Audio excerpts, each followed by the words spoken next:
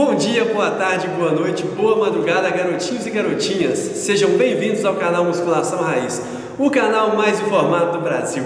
Eu sou Samuel Araújo, mestre em Educação Física pela Universidade Federal de Viçosa, e aqui no nosso canal nós vamos trazer dicas e análises técnicas em cima dos exercícios da musculação.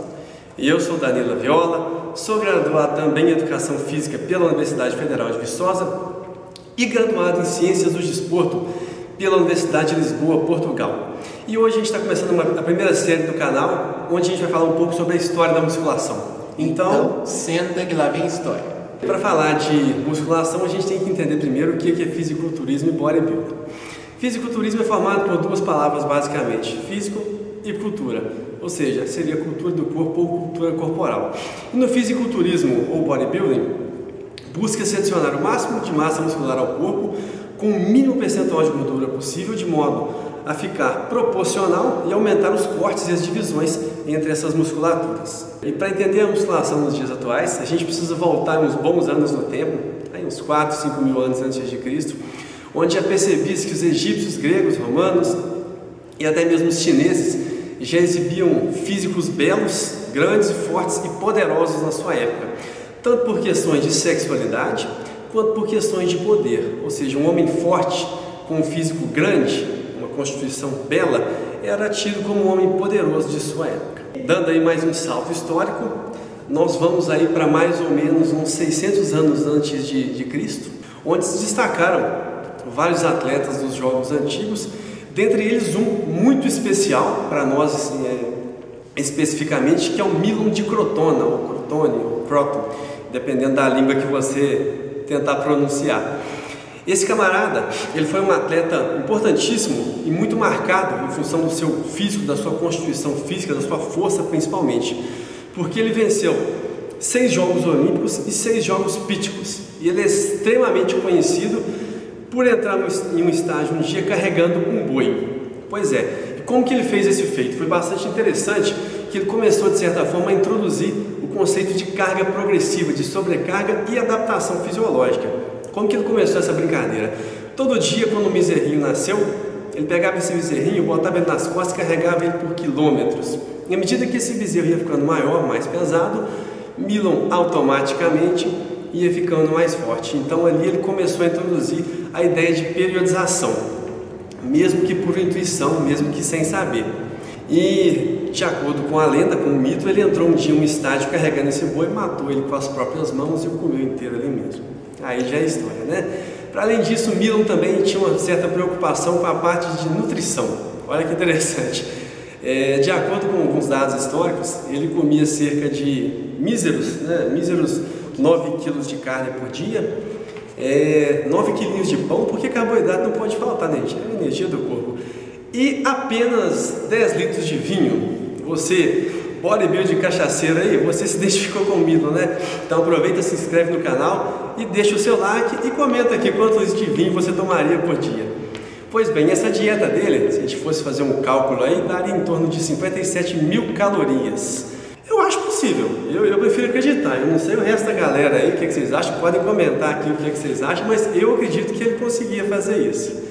E aí, quando nós vamos estudar a história da musculação, algo que nós temos que ter em mente é a visão de corpo que a sociedade tem. Afinal, essa visão vai direcionar todas as práticas corporais dessa sociedade. Na Grécia Antiga, por exemplo, nós temos, como o Danilo falou, a exposição do corpo, um corpo forte, simétrico, belo, e este corpo era sinônimo de saúde. Então, nesses povos, a exposição era algo bem visto, tanto que nos Jogos Olímpicos os atletas competiam completamente nus. Não havia essa separação entre mente e corpo, todos tinham, ambas partes tinham o mesmo valor, tanto que o próprio Milon de Crotona era discípulo do matemático Pitágoras. O que vai aí é totalmente contra essa ideia de que marombeiro é burro, tá? Então você pensa, o cara foi discípulo de Pitágoras, ou seja, não tem essa ideia de que músculo é inversamente proporcional ao cérebro não, tá?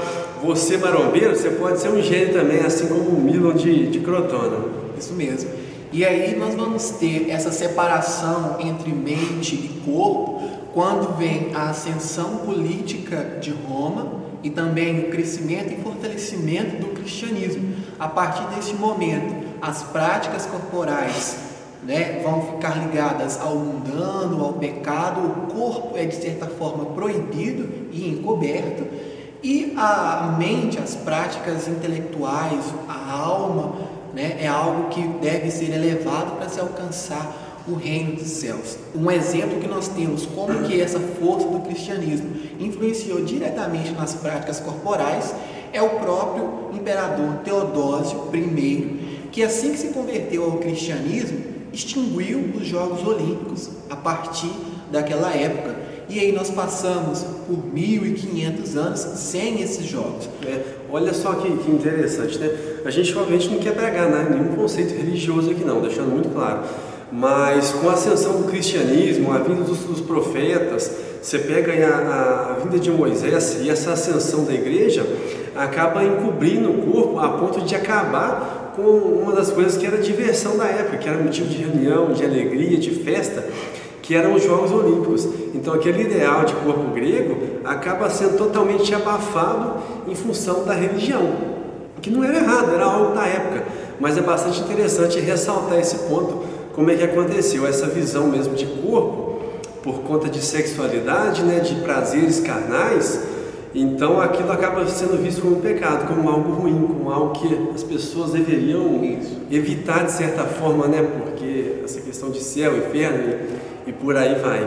Sim, porque aí dessa mesma forma, na concepção deste imperador, como os esportes tinham alguma referência com os deuses não relacionados ao Deus cristão, e a questão da adoração do fogo não estava de acordo com o que ele acreditava. Ele é o chefe, ele era o dono da bola, ele mandava então seguir-se as regras dele. E aí, como eu disse, passamos em 1500 anos sem a presença dos jogos, que só retornaram no ano de 1896, graças ao francês Pierre de Coubertin.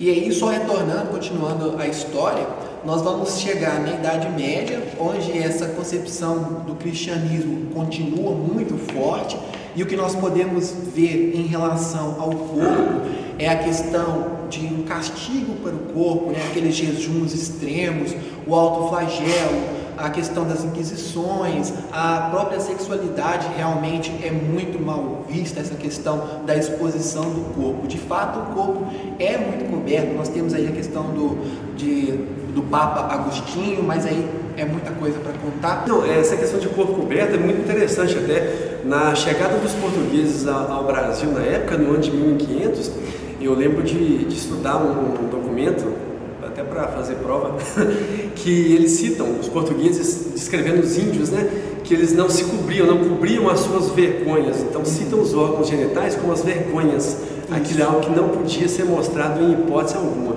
Realmente.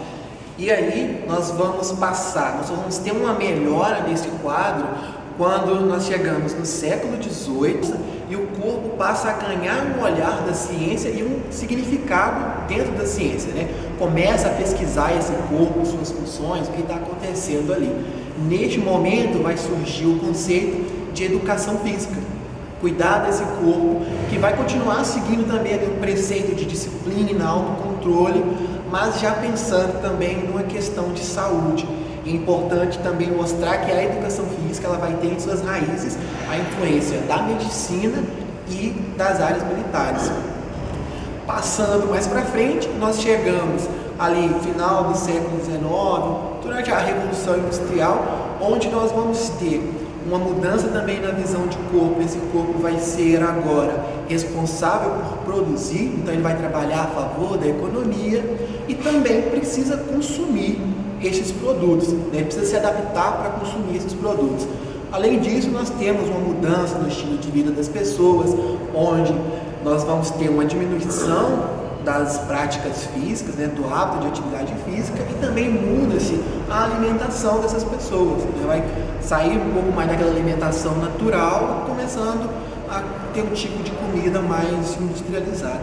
E bastante interessante que essa mudança de visão estética, né, ela sofre quase que um efeito de montanha-russa ao longo do tempo. Começa-se ali com aquele ideal grego de corpo, corpos bonitos, abdômen definido, musculatura destacada, né, o famoso deus grego, acho que todo mundo já ouviu essa expressão, e ela sofre uma mudança ao longo da história, onde em certo ponto os corpos mais robustos, mais gordinhos, mais roliços, eles passam a ser mais valorizados, portanto que existem N pinturas, por exemplo, femininas, né, destacando a gordura, destacando as curvas mais pronunciadas no corpo feminino. Então, as pessoas mais gordinhas passam a ser mais belas, principalmente por questão de poder aquisitivo. As pessoas que eram mais gordinhas tinham acesso a mais alimentos, alimentos melhores, a quantidade principalmente de alimento. Então essas pessoas são vistas com um certo poder aquisitivo. Você pega ali aquele homem, aquela foto bonitinha de homem de óculos, gordinho, né, o businessman da época, essas pessoas passam a ser muito valorizadas. No período ali pós-revolução industrial, né, século XIX, isso começa a sofrer mudança, porque a saúde pública ela fica extremamente fragilizada. Começam-se algumas correntes a se preocupar com as questões de saúde, porque as pessoas começam a mudar de áreas mais rurais para áreas urbanas, começam a ter acesso a um carro, por exemplo, e começam a ficar mais sedentárias e principalmente consumir muito alimento industrializado. Então, as correntes mais voltadas para a saúde começam a ascender, o esporte começa a ascender, principalmente com o halterofilismo e os esportes de peso. Então os corpos costumam passar daqueles corpos mais gordinhos, do cervejeiro barrigudinho, para corpos um pouco mais fit, seria essa talvez a palavra. Então começa a ter essa mudança.